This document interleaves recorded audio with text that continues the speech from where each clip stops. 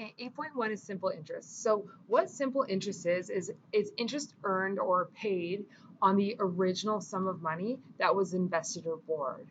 Okay, so every single year as you get paid out this simple interest, if you're getting paid out annually, um, the interest earned doesn't actually increase. So even though like your principal is increasing, the interest earned isn't actually increasing. Okay, so when we talk about principal, this is just like the amount of money, the sum of money that is either borrowed or invested. So with this entire unit, we're going to take a look at two things: when you borrow money and you owe interest on it, or when you invest money and you make interest on it. Okay, the amount, this is the total value at the end of like the loan. Okay, and interest is the money earned from an investment, or you can call it the cost of borrowing the money. Okay, so like how much you pay in order to borrow it. We have an equation here. Okay, so it's amount equals whatever the principal is, and then what we're going to do is we're going to multiply it by 1 plus RT, so however long the investment is in for, and then times the interest rate. So let's try that for example 1. Alan invests 3240, so this is the principal. This is how much he's putting in.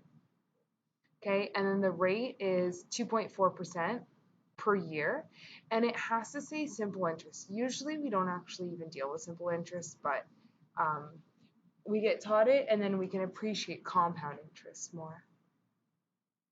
Okay, calculate the interest earned after 20 years. So time equals 20, there's 20 years, and the interest earned, what we're going to do is we're going to find the amount, and then we're going to subtract the original principal. So let's try that with the equation. P1 plus RT. Okay, so the amount that is going to be kicked out in 20 years is 1 plus 0.024, and then times 20, because it's 20 years.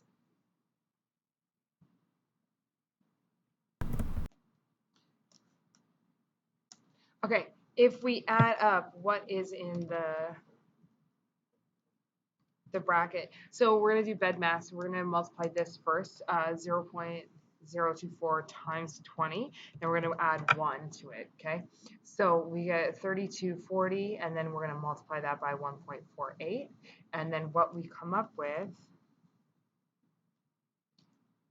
is 4,795.20. Okay, so in order to find out like the actual interest earned, we're just going to take the amount, we're going to subtract the principal.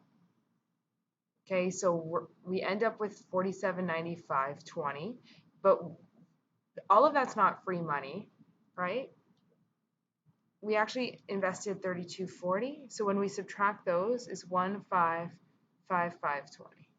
So this is how much interest we earned. Okay, and we can put a therefore statement. We earned, or Alan earned 1555.20 in interest.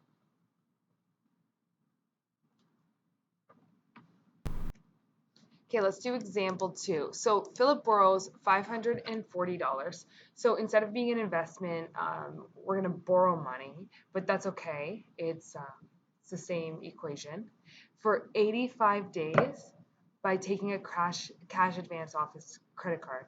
Okay, so what a cash advance is you know when you stick your ATM into or your debit card into the ATM machine and you take out money because that money's in your bank account? Well, a cash advance is when you stick your credit card into the ATM machine and you take out money off of your credit card. So you do owe it back.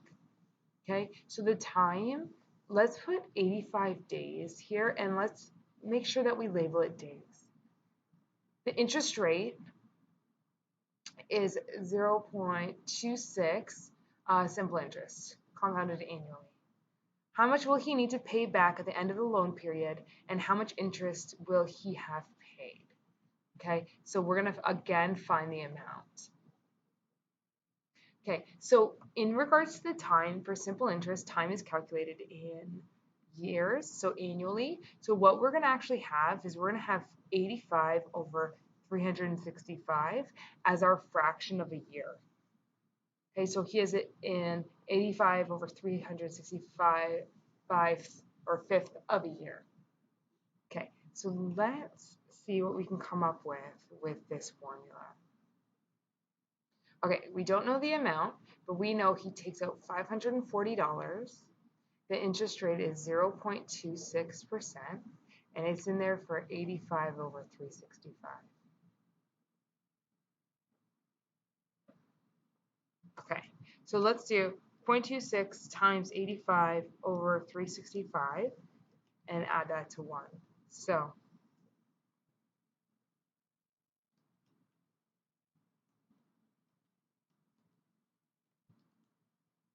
we got 540. And if you can connect this, let's put 4 decimals. Okay, if you can connect this, what this is actually meaning right here is that he's going to actually just pay 6%. And in the previous example, on that investment, because it was in for so long, that individual almost made 50% of the original, but it was in like the 40%. So it comes out to 572.70. Let's round up. Okay, and remember, when we talk about money, it's always 2 decimal places.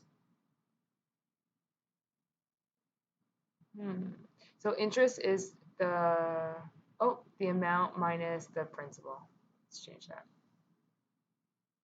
Okay, so we have to take the 572.70, subtract the 540, and we are left with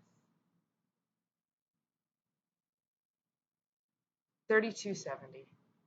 Okay, therefore, Philip will pay 32.70 for that loan. And that's a lot because he only had it out 3 months.